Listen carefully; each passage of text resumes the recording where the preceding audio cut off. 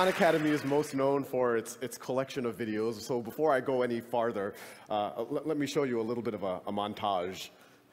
So the hypotenuse is now going to be 5. This animal's fossils are only found in this area of South America, a nice clean band here, and this part of Africa.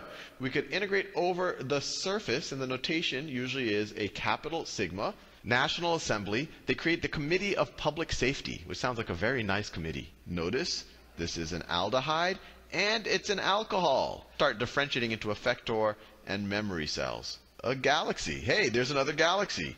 Oh, look, there's another galaxy. And for dollars is their 30 million plus the $20 million from the American manufacturer. If this does not blow your mind, then you have no emotion.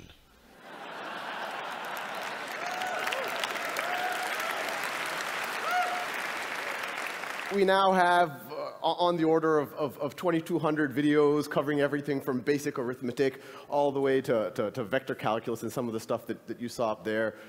We have a million students a month using the site, watching on the order of 100 to 200,000 videos a day. But what we're going to talk about in this is how we're going to the next level. But before I do that, I want to talk a little bit about really just how I got started. And some of y'all might know, about 5 years ago, I was an analyst at a hedge fund, and I was in Boston, and I was tutoring my cousins in New Orleans remotely. And I started putting the first YouTube videos up really just as kind of a nice to have, just kind of a supplement for my cousins, something that might, give them a refresher or something. And as soon as I put those first YouTube videos up, something interesting happened. Actually, a bunch of interesting things happened. The first was the feedback from my cousins. They told me that they preferred me on YouTube than in person.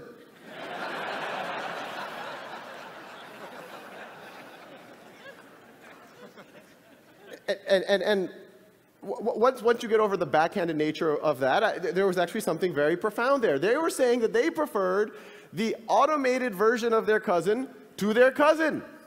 At first, it's very unintuitive, but when you actually think about it from their point of view, it makes a ton of sense. You have this situation where now they can pause and repeat their cousin. Now they can, without feeling like they're wasting my time. They could, if they have to review something that they should have learned a couple of weeks ago or maybe a couple of years ago, they don't have to be embarrassed and ask their cousin. They can just watch those videos. If they're bored, they can go ahead. They can watch it at their own time, at their own pace. And probably the least appreciated, I guess, aspect of this is the notion that the very first time that you're trying to get your brain around a new concept, the very last thing you need is another human being saying, do you understand this? And that's what was happening with the interaction with my cousins before, and now they could just do it kind of in the intimacy of their own room.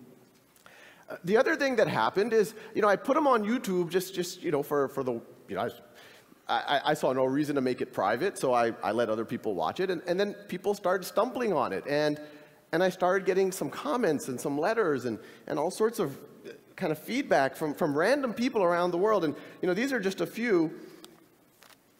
This is actually from one of the original calculus videos, and someone wrote just on YouTube, it was a YouTube comment, "First time I smiled doing a derivative." And let's pause here. This person did a derivative, and then they smiled. And then in response to that same comment, this is on the thread, you could go on YouTube and look at these comments, someone else wrote, same thing here. I actually got a natural high and a good mood for the entire day. Since I remember seeing all of this matrix text in class, and here I'm all like, I know Kung Fu. Let's see. And we got a lot of feedback along those lines. It's clearly it was helping people. But then as the viewership kept growing and kept growing, I started getting letters from people, and it was starting to become clear that it was actually more than just a nice to have. This is just an excerpt from one of those letters. My 12-year-old son has autism and has had a terrible time with math. We have tried everything, viewed everything, bought everything.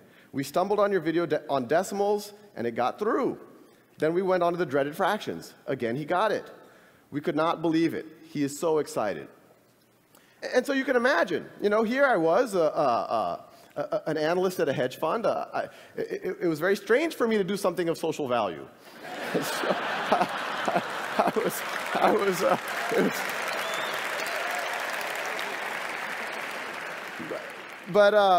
I was excited, so I kept going. And then other things started to dawn on me. That not only would it help my cousins right now, or these people who were sending letters, but it could maybe, that this content will never go old, that it could help their kids or their grandkids. If Isaac Newton had done YouTube videos on calculus, I wouldn't have to. Assuming he was good. We don't know. The other thing that happened, and, even at this point, I said, okay, maybe it's a good supplement, it's good for motivated students, it's good for maybe homeschoolers, but I didn't think it would be something that would somehow penetrate the classroom. But then I started getting letters from teachers. And the teachers would write saying, we've used your videos to flip the classroom. You've given the lectures. So now what we do, and this could actually happen in every classroom in America tomorrow, what I do is I assign the lectures for homework, and what used to be homework, I now have the students doing in the classroom. And I want to pause here for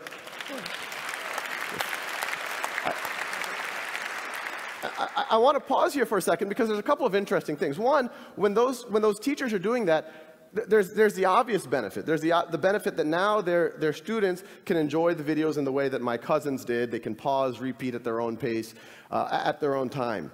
But the more interesting thing, and this is the unintuitive thing when you talk about technology in the classroom, by removing the one-size-fits-all lecture from the classroom and letting students have a self-paced lecture at home, and then when you go to the classroom, letting them do work, having the teacher walk around, having the peers actually be able to interact with each other, these teachers have used technology to humanize the classroom.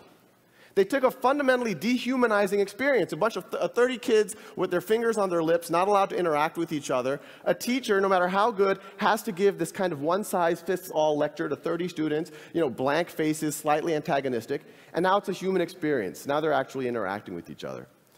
So once the Khan Academy kind of, I quit my job and we turned into a real organization, we're a not-for-profit, the question is, how do we take this to the next level? How do we take what those teachers were doing to their natural conclusion? And so what I'm showing over here, these are actual exercises that I started writing for my cousins. The ones I started were much more primitive. This is a kind of a more competent version of it. But the paradigm here is we'll generate as many questions as you need until you get that concept, until you get 10 in a row. And the Khan Academy videos are there. You get hints, the actual steps for that problem if you don't know how to do it. But the paradigm here, it seems like a very simple thing, 10 in a row, you move on. But it's fundamentally different than what's happening in classrooms right now. In a traditional classroom, you have a couple of homework lecture, and then you have a snapshot exam. And that exam, whether you get a 70%, an 80%, a 90%, or a 95%, the class moves on to the next topic. And even that 95% student, what was the 5% they didn't know? Maybe they didn't know what happens when you raise something to the 0th power. And then you go build on that in the next concept. That's analogous to, imagine learning to ride a bicycle.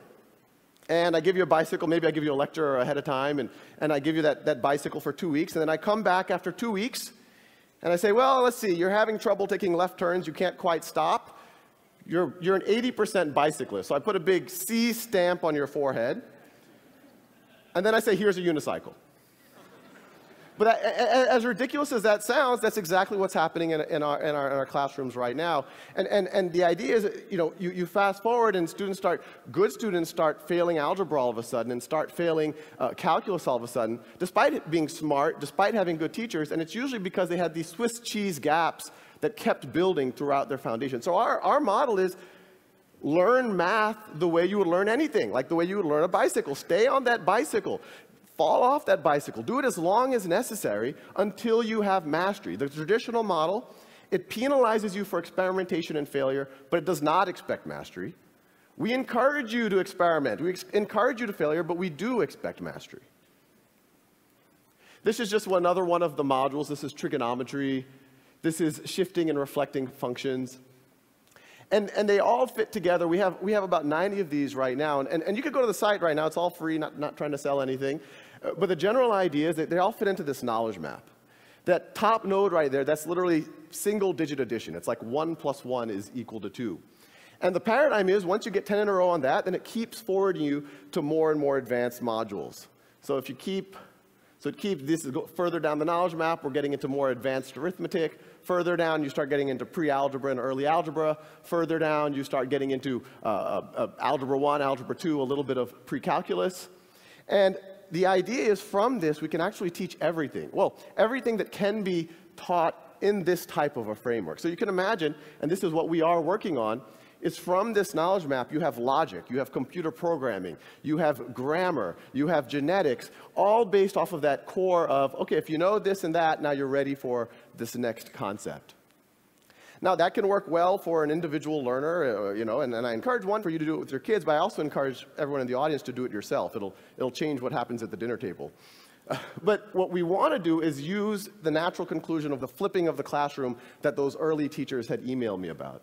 And so what I'm showing you here, this is actually data from a pilot in the Los Altos School District, where they took 2 5th grade classes and 2 7th grade classes and completely gutted their old math curriculum. These kids aren't using textbooks, they're not getting one-size-fits-all lectures, they're doing Khan Academy, they're doing that software for roughly half of their math class. And I want to make it clear, we don't view this as the complete math education. What it does is, and this is what's happening in Los Altos, it frees up time. This is the blocking and tackling, making sure you know how to do a system of equations, and it frees up time for the simulations, for the games, for the mechanics, for the robot building, for the estimating how high that hill is based on its shadow. And so the paradigm is the teacher walks in every day, every kid works at their own pace, and a teacher this is actually a live dashboard from Los Altos School District, and they look at this dashboard. Every row is a student. Every column is one of those concepts. Green means the student's already proficient. Blue means that they're working on it, no need to worry. Red means they're stuck. And what the teacher does is literally just says, let me intervene on the red kids. Or even better, let me get one of the green kids who are already proficient in that concept to be the first line of attack and actually tutor their peer.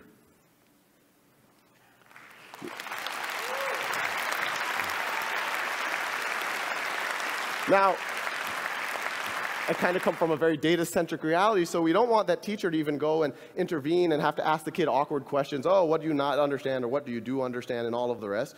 So our paradigm is to really arm the teachers with as much data as possible, really data that in almost any other field is expected if you're in finance or marketing or manufacturing, and so the teachers can actually diagnose what's wrong with the students so that they can make their interaction as productive as possible. So now the teachers know exactly what the students have been up to, how long they've been spending every day, what videos have they been watching, when did they pause the videos, what did they stop watching, what exercises are they using, what have they been focused on. The outer circle shows what the exercises they're focused on, the inner circle shows the videos they're focused on. And the data gets pretty granular, so you can actually see the exact problems that the student got right or wrong. Red is wrong, blue is right. The leftmost question is the first question that the student attempted. They watched the video right over there. And then you could see eventually they were able to get 10 in a row. It's almost like you can almost see them learning over those last 10 problems. They also got faster. The height is how long it took them. So, when you talk about self-paced learning, it makes sense for everyone. In education speak, differentiated learning. But it's kind of crazy what happens when you actually see it in a classroom. Because every time we've done this, in every classroom we've done, over and over again, if you go 5 days into it, there's a group of kids who've raced ahead, and there's a group of kids who are a little bit slower. And in a traditional model, if you did a snapshot assessment, you say, oh, these are the gifted kids, these are the slow kids. Maybe they should be tracked differently. Maybe we should put them in different classes. But when you let every student work at their own pace, and we see it over and over and over again, you see students who took a little bit extra time on one concept or the other, but once they get through that concept, they just race ahead. And so the same kids that you thought were slow 6 weeks ago, you now would think are gifted. And we're seeing it over and over and over again. And it makes you really wonder kind of how much all of the labels, maybe a lot of us have benefited from, were really just due to a coincidence of time. Now, as valuable as something like this is in a district like Los Altos, our goal is to use technology to humanize, not just in Los Altos, but kind of on a global scale, what's happening in education. And actually, that kind of brings an interesting point, is that, a lot of the effort in humanizing the classroom is focused on student-to-teacher ratios. In our mind, the relevant metric is student to valuable human time with the teacher ratio. So in a traditional model, most of the teacher's time is spent doing lectures and grading tests and whatnot. Maybe 5% of their time is actually sitting next to students and actually working with them. Now 100% of their time is. So once again, using technology, not just flipping the classroom, you're humanizing the classroom, I'd argue, by a factor of 5 or 10. And as valuable as it is in Los Altos, imagine what that does to the adult learner who's embarrassed to go back and learn stuff that they should have known before going back to college. Imagine what it does to a street kid in Calcutta who has to help his family during the day, and that's the reason why he or she can't go to school. Now they can spend 2 hours a day and remediate or get up to speed and not feel embarrassed about what they do or don't know. Now imagine what happens where, we talked about the peers teaching each other inside of a classroom, but this is all one system. There's no reason why you can't have that peer-to-peer tutoring beyond that one classroom. Imagine what happens if that student in Calcutta all of a sudden can tutor your son, or your son can tutor that kid in Calcutta. And I think what you'll see emerging is this notion of a global one-world classroom. And that's essentially what we're trying to build. Thank you.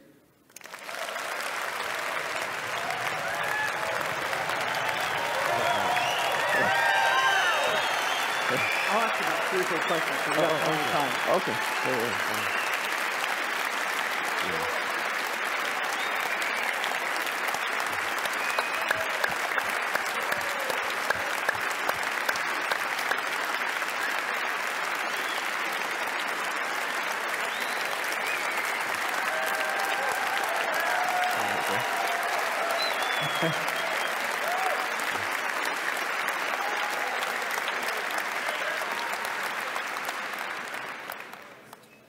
I've seen some things you're doing in the system that have to do with motivation and feedback, energy points, merit badges. Tell me what you're thinking there.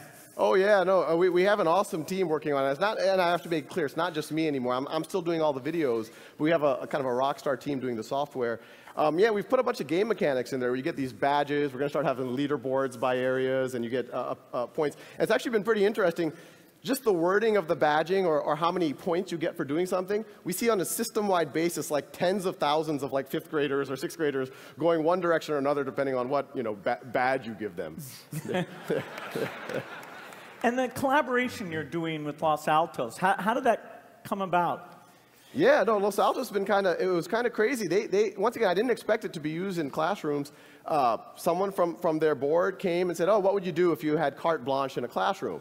And I said, well, I would just, every student work at their own pace on something like this. We'd give a dashboard, and they said, oh, this is kind of radical. We have to think about it. And me and the rest of the team were like, oh, they're never going to want to do this. But literally the next day, they're like, can you start in 2 weeks? And so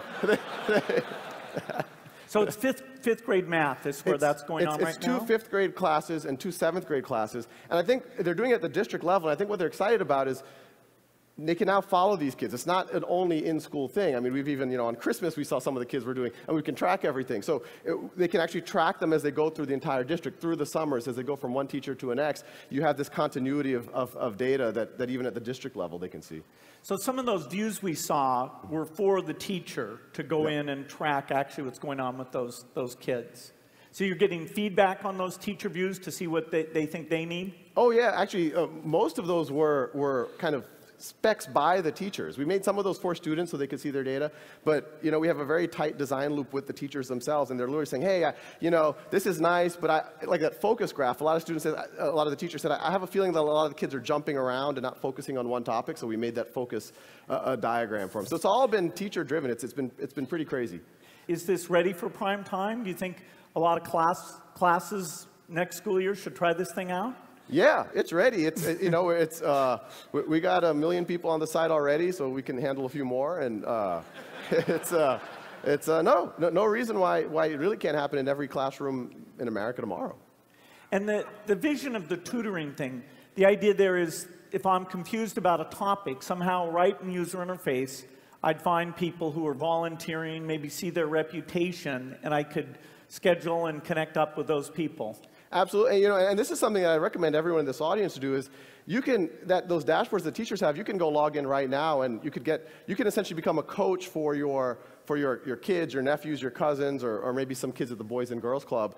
And yeah, you can start becoming a mentor or tutor really immediately, but yeah, it's all there. Well, it's amazing. I think you've just got a glimpse of the future of education. Thank you. Oh, thank you.